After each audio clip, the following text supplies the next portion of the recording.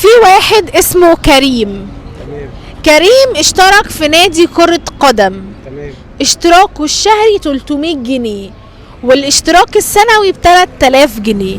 اذا كريم اشترك في السنة اللي هي ب3000 جنيه هيوفر كام؟ الشهر ب 300 جنيه. الشهر ب300 جنيه والسنوي ب3000 جنيه.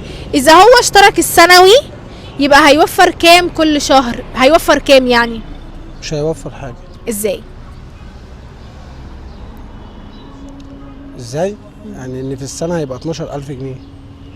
كريم اشترك في نادي كرة قدم. تمام. اشتراكه اللي في الشهر 300 جنيه. تمام. اشتراكه اللي في السنة 3000 جنيه. تمام. اذا كريم اشترك في السنوي هيوفر كام؟ في الايه؟